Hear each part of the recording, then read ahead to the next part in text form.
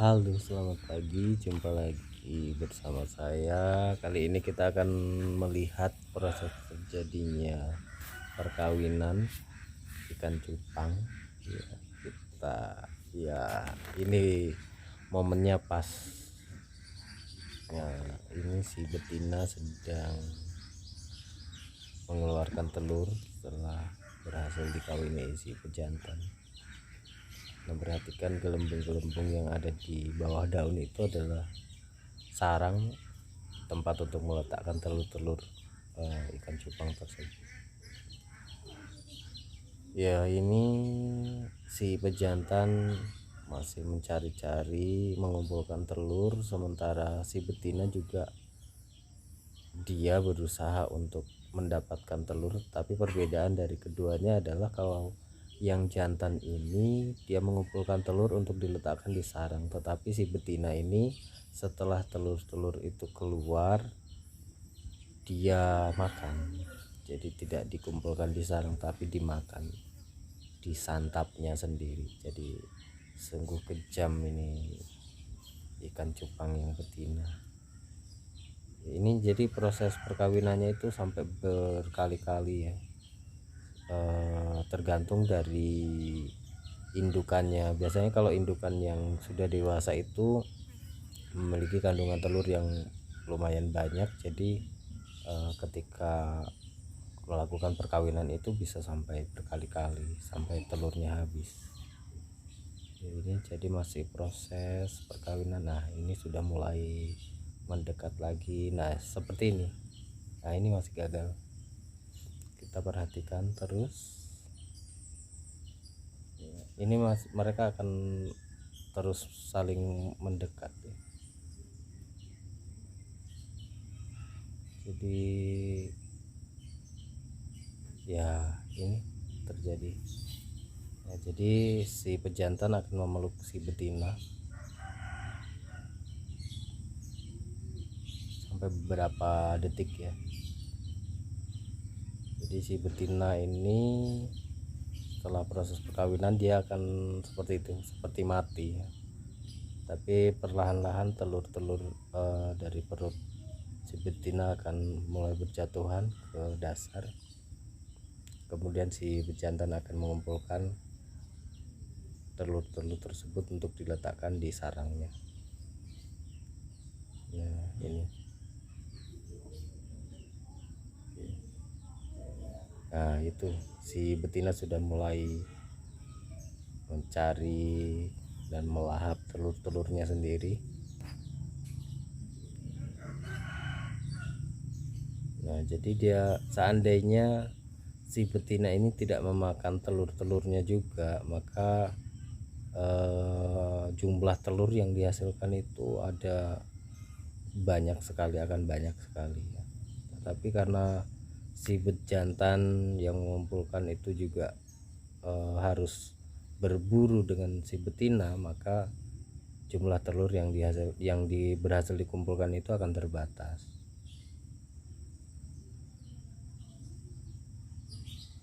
Tetapi di sini kita melihat bahwa yang bagaimana sih indukan yang baik.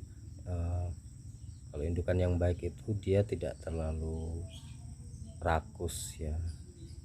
Jadi dia tidak terlalu rakus memakan telur-telurnya. Memang dia makan juga tapi dia tidak rakus. Nah, untuk indukan sendiri kita harus perhatikan ya. Kalau teman-teman mau belajar memijahkan breeding ikan cupang ini, paling tidak usia yang harus dimiliki oleh ikan-ikan kita itu paling tidak 6 bulan ya, usia 6 bulan. Karena kalau di bawah usia 6 bulan itu memang menetas ya, memang telur-telurnya itu menetas, tetapi terkadang jumlahnya tidak banyak. Dan ketika menetas itu ikan-ikan burayak itu cepat mati karena mungkin kualitas dari indukannya yang masih terlalu muda. Jadi kita harus memperhatikan faktor usia dari pejantan dan betinanya. karena itu yang menentukan apakah pemijahannya berhasil atau tidak. Jadi burayak itu akan lebih tahan kalau indukannya itu adalah indukan yang memang memiliki usia yang cukup dewasa. Jadi sama juga seperti manusia ya.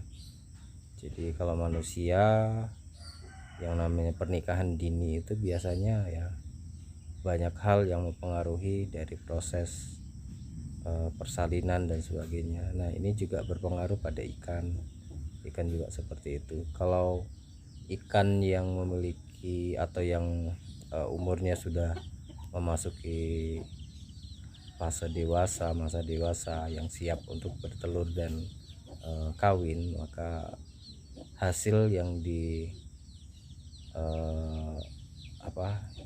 anakan yang dihasilkan itu akan lebih kuat ya. Ini sudah terjadi beberapa kali perkawinan, ini akan terus ya sampai beberapa jam biasanya. Jadi ini kan terlihat perut si betina ini masih cukup besar ya, dan memang ini betinanya adalah betina yang dewasa dan sudah full telur, karena setiap hari saya memberikan makanan yang bergizi 4 sehat 5 sempurna lah. Jadi saya berikan makan artemia, kemudian saya berikan makanan pabrikan juga, saya berikan makanan jentik-jentik nyamuk ya, itu sangat-sangat baik sekali. Jadi sudah 4 sehat 5 sempurna istilahnya kalau kita ya.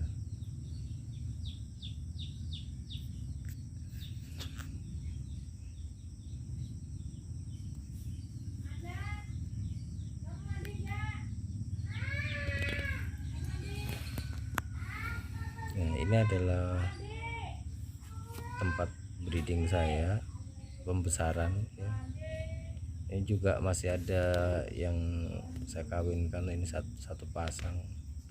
Ini sepertinya sudah bertelur, hanya